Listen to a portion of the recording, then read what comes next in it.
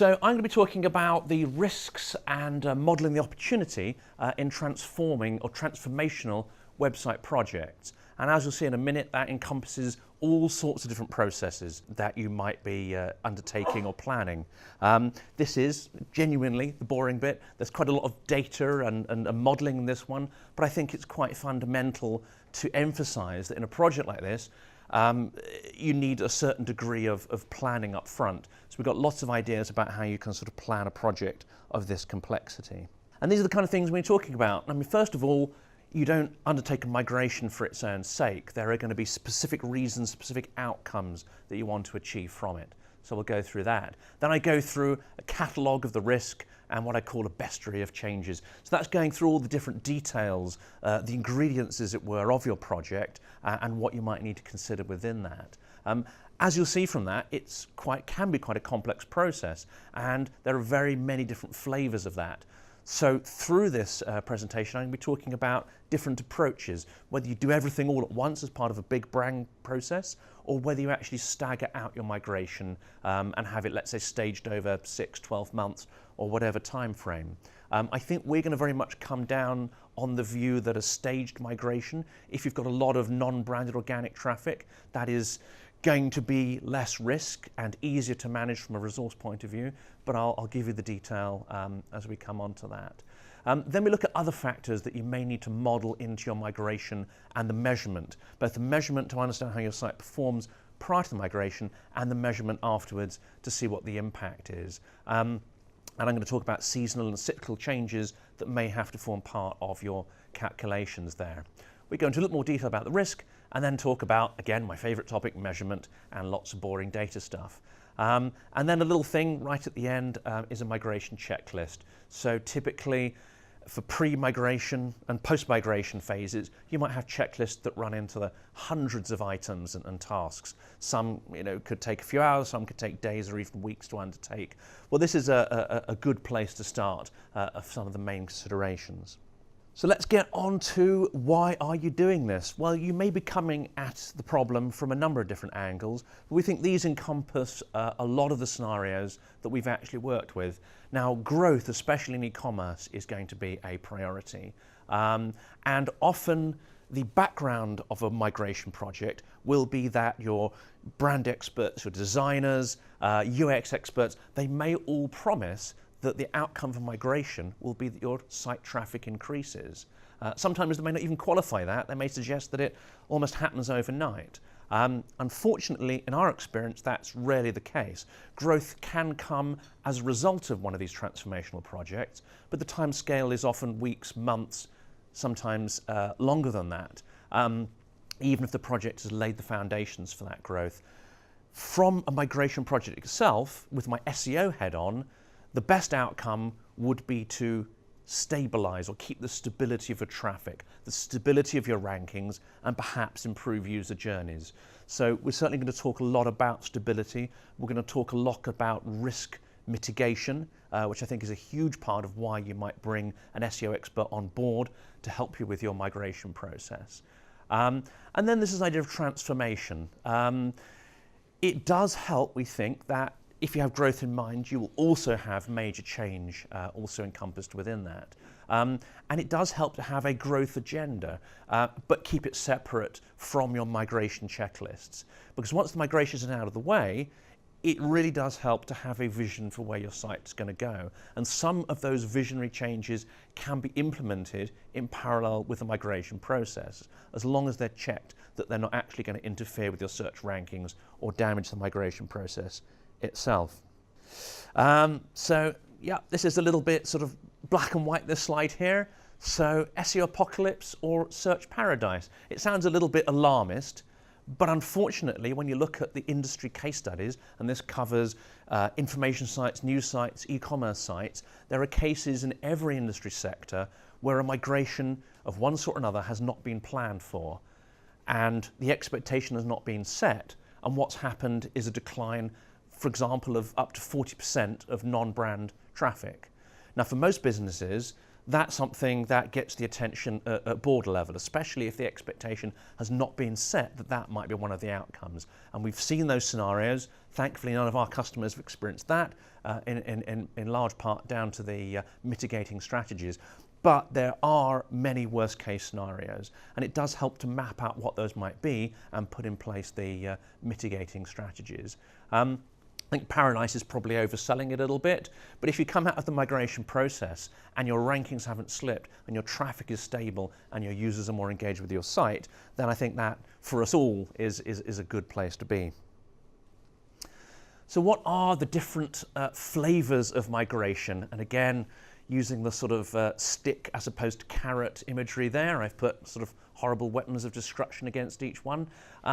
But these are some of the main migration processes that you may be contemplating. Some sites will be doing these separately, some sites will be doing just one of these, some sites will contemplate in doing all of these at the same time. And I think the risk increases exponentially the more of these you try to encompass within the same project. So domain migrations are the big one. And we'll put some more detail on that in a second. But clearly, if you're moving from one domain to another, that is a huge risk to your search engine equity. It's a huge risk to your rankings. And often, if you're changing domain, you'll probably be changing the sort of UX, URLs, content, design, front end, back end, all those kind of things at the same time. URLs and UX is another form of migration. And again, people tend to think because it's not involving the domain, it's much lower risk. Actually, there's a huge risk involved in changing the structure of your site. And it's almost inevitable that you will get some hit to your traffic. The point of an SEO project is to make sure that that hit is very short term and as shallow as it possibly can be. And you'll see later as well, the timing of the migration is critical in that respect too. Then there's HTTPS, and we put a grade in there because it's a little bit of a short, sharp shock on that one. And we talk to sites all the time that seem to equate, or their technical team seem to equate HTTPS migration with literally flicking a light switch. It's easy, you know, all you're doing is adding something into the domain, it's perfect, you know, just there you go, off we go. The risks are enormous, and there are many, many things, you'd be surprised, there are many things to cover off in there to make sure that that process itself is seamless. Google can see HTTPS almost as a separate site, so you need to have a full transition strategy. You need to migrate the URLs, you need to make sure that all your legacy URLs are pointing to the new ones, and potentially tidy up a lot of scenarios that may be taking place on your site. Duplication is a huge risk. Anyone with sort of SEO head-on will know that the words SEO, you know, duplication and cannibalization are the bogeymen of the industry, but there's huge risk involved in that, and rarely there's enough planning behind it. Then we've got CMS coding and design, and I think that's especially relevant with David from Magento in the room. He's going to talk a lot more about those kind of replatforming processes and the risk and opportunity surrounding that. Well, let's put a tiny bit more detail on that. So we've got the big three migrations: domain, URL, and HTTP to HTTPS. But within that, there are going to be various layers of complexity. And again, you tend to find that a lot of these aren't given due consideration in a migration process, and all of them can be critical to the outcome. So for example, is your site local or global? If it's sort of global or international, you're going to have multilingual, multiple markets involved. You might be moving from a top global domain down to top level country domains, or you might be doing the reverse process. And there are a huge number of considerations in there. First of all, in domain choice and domain structure choices. And there's going to be huge variation potentially in how your websites appear in different countries, different search engines, to different audiences. All that has to be taken into consideration. Then there's the URL structures and how you best structure the new URLs and then transition the old ones into the new ones. Some sites will also be going from, they'll be consolidating their page or URL footprint. So how do you make sure all the equity from, say, 5 original pages is transferred through to the one consolidated page you end up with? So lots of stuff to consider there. Also, when moving to HTTPS or doing it under of the major migrations, you might also be combining it with other improvements like page speed, mobile readiness, even sort of voice search and various other things that are upcoming. Again, all of these improvements need to be factored into the migration to make sure they're a benefit and not a hindrance. And as you can see, with so many moving parts, the question arises, Do you take that big bang approach and do everything all at once, which can put enormous strain on your technical teams, on your search team, and of course on any expert you might bring in to assist you? Or do you actually split that process out and doing over a number of months? And you'll see in a minute with the timing of that, we've modeled out 2 scenarios of the big bang and a staged migration, and that's based on a real world scenario, and you'll see a strong case behind that. So the next 3 slides are going to be talking about judging risk within a migration. And really the rest of the deck is going to be talking about how you go into more and more granular detail about that. So we've used an example of Churchill here. This is actually quite a strong story here, because as you can see, Churchill are ranking highly, certainly on their brand terms and brand plus, but they're also ranking relatively highly on a lot of generic insurance related terms.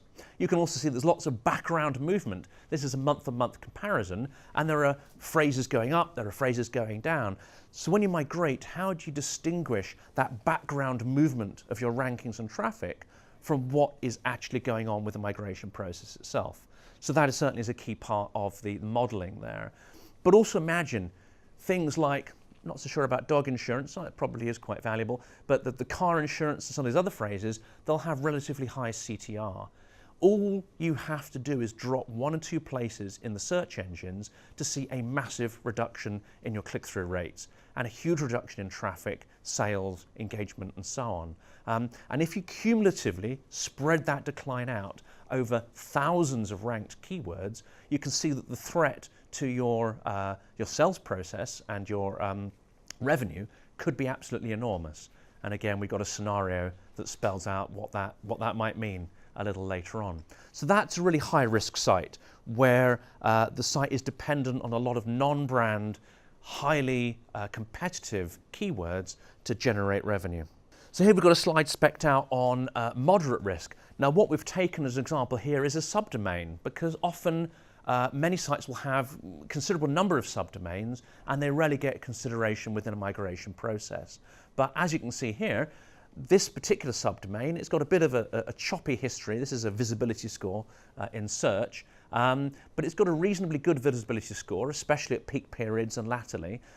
It's got 1,500 keywords ranked in SERP, so there's certainly some considerable traffic coming in to that site. It's also got a number of links, some of which are high equity links, and it's got reasonable engagement in social platforms. Obviously, the main domain is going to have a lot more, but if you sort of trash your subdomains during the migration process, you could inadvertently be losing a lot of traffic. So we class this as a moderate risk, and again have a mitigating strategy for subdomains as well as domains. And then there's the strategic consideration. What do you do with them all? Do you migrate from subdomain to subdomain, or do you pump that all up into your new top level domain? And then there's the low risk. So I haven't talked much about opportunity, and you might be led to believe from a lot of these presentations that it's all about the threat. And in fact, if you're already top of the rankings in your industry, the likelihood is that you're not going to increase much further, and the best case scenario is to maintain your rankings. But this site is a case of the opposite. You can see that they have no rankings on page 1. Their rankings are distributed largely on page 3 to 10. There may be many issues around that. It could be their search equity, it could be that their technical SEO is poor, it could be their content is duplicate, or they're not working well on mobile devices. So in this scenario, migration could be a great opportunity to fix the multiplicity of issues that this site has. And it could be by combining many pages into a single page, you actually have you go from a low average ranking to a much higher ranking during the migration process. So there are scenarios where opportunity certainly can be the result of migration. So these are the 2 scenarios that I talked about a minute ago. So at the top we see a big bang migration involving domain, URLs and HTTPS all happening at the same time. Incidentally, this particular case that we've drawn from a number of real client scenarios, they're also changing their front end, their back end, replatforming, doing the UX, rewriting their content, doing like everything under the sun. So that's quite a complex process. This data spans over 2 years, and you can see that through the migration process, the recovery time is typically 3, 6, or even 9 months. And doing everything all at once in a big bang approach, yes, they've timed it right because they've started the project just at the tail end of a peak. So that's a really good piece of planning there. But the decline is so deep and so prolonged that it eats into the next peak sales period. So that, I would say, is a high risk to that particular business there. Later on, it does realign. About a year later, you're realigned with what would have been your trajectory in search. But in the meantime, you've lost a considerable amount of traction and potentially revenue. In the bottom scenario, we tackle the URL migration first, and then we wait 6 months for the equity to flow down to the new pages, and then we tackle the domain and the HTTPS. Now, many sites are being pushed by Google to do that early, and there are some very good reasons why you do that. Especially for e-commerce, you should probably do that sooner rather than later if you haven't already done that. But in this scenario, it's largely an information inquiry-based site as opposed to a transactional site, and it's been judged that the risk is actually greater of doing the HTTPS along with the URL migration. So we've got URLs first. And you can see that actually the decline is relatively shallow and short-lived in this scenario. The equity flows pretty rapidly down to the new URLs if that process is handled correctly. And then when we come to the actual domain migration, you do see a hit there, and it's a bit more prolonged. But again, because it's timed with a major downturn, seasonal downturn in their traffic, the hit to the business is a lot lower. And I'll briefly talk about this one. It's in your modeling process, it's worth going into even more detail than just looking at branded and non-branded terms. So we've looked again at a real client scenario here, and this is very much a brand-driven business at peak times of the year. But underlying that, you also have a high volume of background generic search. And we've classified those into 2 levels. You've got what I call the sort of frothy other terms. That's the stuff that is non-core, not directly related to your sales process. But inevitably, all websites will rank for a lot of stuff that's non-core. And then we've got these so-called priority terms. These are the ones that research shows drive engagement and inquiries and sales. Now, unless you've differentiated your language and you understand what's driving positive user engagement and what's driving sales, you'll be looking at all this generic search as of equal value. And you may spend considerable time trying to save it all. That's not going to happen. During a migration process, it's almost always the case that the frothy terms, the accidental rankings, the unconscious keywords you rank for, are going to decline because you may not be migrating that content over. You'll probably be losing that along the process. That probably doesn't matter. And if you see the stats afterwards and you see your traffic falling off a cliff, you might freak out at that. But if we understand that we've retained the core phrases that drive the business and drive inquiries, you will almost certainly see that inquiries haven't dropped and actually you've cleaned up your URL footprint and your site traffic. So setting that expectation with stakeholders and at board level, I think, is absolutely critical to understand what's going on. There'll be other changes as well, cyclical changes. Your brand may be in ascendancy or decline. You need to understand what those long-term cyclical trends are, both on brand terms and generic, in order to factor those in, so you're not misinterpreting a decline during migration with what actually is an underlying trend. There may also be demographic shifts, difference in engagement patterns, and of course movement over to devices like mobile first, and the rumoured mobile only type stuff. So again, you need to have a good idea of what those long-term trends are to interpret what happens once you migrate. So what do you need to focus on when you're doing your migration planning? Obviously there's hundreds of things, but I think these are 3 core areas. You need to look at individual pages. Which pages are directly driving traffic to your site in terms of high rankings, but also sales, of course. You need to look at which pages are critical to your users engaging with the site, critical to those journeys which lead to sales and inquiries. You need to break down the language of your business into what's actually working and at different stages, both the research stage, consideration, and purchase stages. If you've mapped your language to your sales funnel, then the migration is not going to be such a confusing process. You're going to be able to tell exactly what's going on. And then one thing that's almost always left out of a migration process, you should actually map your user journeys themselves. So much is going to be changing during the migration process.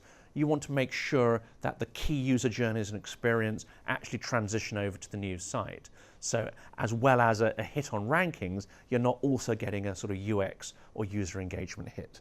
And this is almost the last slide. I've saved the most boring one till last. Difficult to see perhaps on the screen there, but what it's telling is a simple story that sort of sums up what we've been talking about.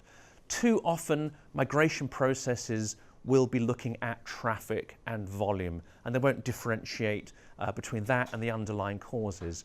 So we can see here this SEO gap potential, the migration risk in sort of that column, the first column there that's coloured in red.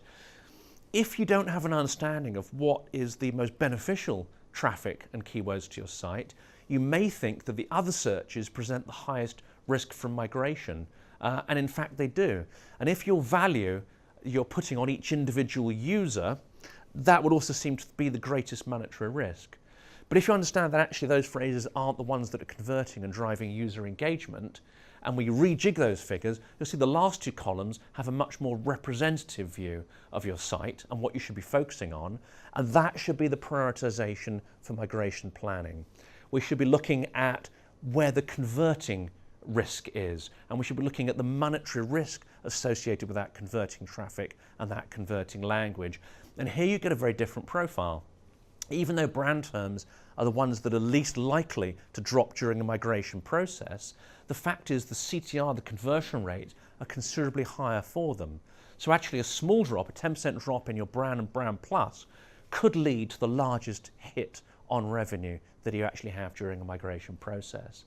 You'll also see the other stuff that often gets left out because it's very hard to map. The priority terms and the long tail terms also could have a huge hit on your site.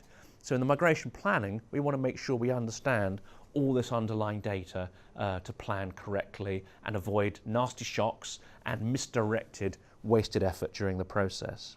And here's my last bit. So this is at least a starting point for a migration checklist. So we think you should work back from outcomes. So don't get blinded by traffic and volume. You should work back from what you actually want to achieve. Typically that is going to be maintaining sales, maintaining rankings, maintaining traffic. We think it's advisable to engage with experts, even if you have a strong internal technical team, even if you have SEO people on your team. We think having a second pair of eyes on the problem, working with somebody who has done multiple migrations with minimal or no loss of traffic, we think is a sensible thing to do. It's just the process is so incredibly complex and there's so many ways in which the wheels can come off. We think this process of risk and opportunity modeling is fundamental. So it's not just about planning the technical stages in your migration, it's about knowing all the potential risks and then being able to mitigate against them.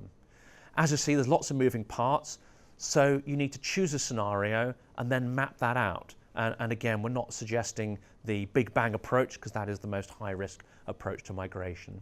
Building a team, aligning it to sales objectives is critical, and actually the next presentation talks a lot more, and in a fairly humorous vein, sorry, no jokes in my one, and they talk a lot more about those scenarios and mapping them out, building the teams, and then creating a framework.